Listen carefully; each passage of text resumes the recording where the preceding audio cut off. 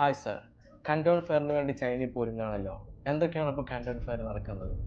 ഇപ്പോഴത്തെ ഒരു അവസ്ഥ എന്താ വെച്ചാൽ ക്യാനൻ ഫെയറിൻ്റെ 2 മാസം മുമ്പാണെങ്കിൽ പുതിയ പുതിയ എൻക്വയറി വരുമ്പോഴേക്ക് അവർക്കൊരു താല്പര്യമില്ലാത്ത രൂപത്തിൽ എടുക്കുക. അല്ല എന്നുണ്ടെങ്കിൽ ഒരു എക്സ്ട്രാ ചാർജൊക്കെ പറഞ്ഞിട്ട് അതിനും കൂടി വില്ലിങ്ങുള്ള ആ ഒരു കേസാണെങ്കിൽ ക്ലോസ് ചെയ്യുന്ന ഒരു രീതിയാണ് ഇത്. ശരിക്ക് ചൈനയിലുള്ള ഏത് തരത്തിലുള്ള ബിസിനസ്സുകാരും അവരുടെ റൈറ്റൊക്കെ പാകപ്പെടുത്തൽ ഈ രണ്ട്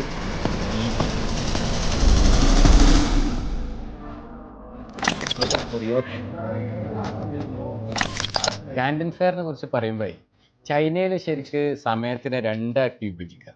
ഒന്ന് ക്യാൻറ്റൺ ഫെയറിൻ്റെ ടൈം, രണ്ടാമത് ക്യാൻറ്റൺ ഫെയർ അല്ലാത്ത നോർമൽ സമയം.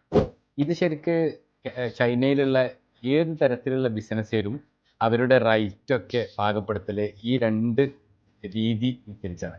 ഉദാഹരണത്തിന് ഹോട്ടലിനോട് ചോദിക്കുകയാണെങ്കിൽ, റെസ്റ്റോറൻറ്റിന് ചോദിക്കുകയാണെങ്കിൽ, കച്ചവടക്കാരോട് ചോദിക്കുകയാണെങ്കിലും ഒക്കെ ഇത് ക്യാൻറ്റൺ ഫെയറിൻ്റെ സമയത്ത് ഇത്ര റേറ്റ് അല്ലെങ്കിൽ ഇത്ര റേറ്റ്. അപ്പോൾ അത് ഇപ്പോഴത്തെ ഒരു അവസ്ഥ എന്താ വെച്ചാൽ ക്യാൻറ്റൺ ഫെയറിൻ്റെ 2 മാസം മുമ്പാണെങ്കിൽ പോലും റെസ്റ്റോറൻറ്റുകളിലാണെങ്കിലും ഒക്കെ ശരിക്കും ക്യാൻറ്റൺ ഫെയർ സമയത്തുള്ള ബുക്കിംഗ് ഒക്കെ ഓൾറെഡി ഒരു ഫില്ലായി. ഓരോരുത്തരുടെ കപ്പാസിറ്റി അനുസരിച്ചുള്ള ബുക്കിംഗ് ഒക്കെ ഒരു അഡ്വാൻസ് ആയിട്ട് ചെയ്ത് കഴിഞ്ഞു.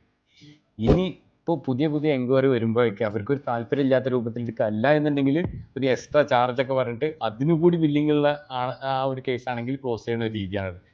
അപ്പോൾ ക്യാൻറ്റൺ ഫെയറിന് പോകാൻ ഉദ്ദേശിക്കുന്ന ആളുകളൊക്കെ അവർക്ക് അവരെ ബജറ്റിൽ പോകാൻ ഉദ്ദേശിക്കുകയാണെങ്കിൽ എത്രയും പെട്ടെന്ന് ടിക്കറ്റ് ചെയ്യുക, ഹോട്ടൽ ബുക്ക് ചെയ്യുക, റെസ്റ്റോറൻറ്റ് ഫുഡ് കാര്യങ്ങളൊക്കെ അറേഞ്ച് ചെയ്യുക, എത്രയും പെട്ടെന്ന് അതിനനുസരിച്ചുള്ള പ്ലാന് ചെയ്യാണ്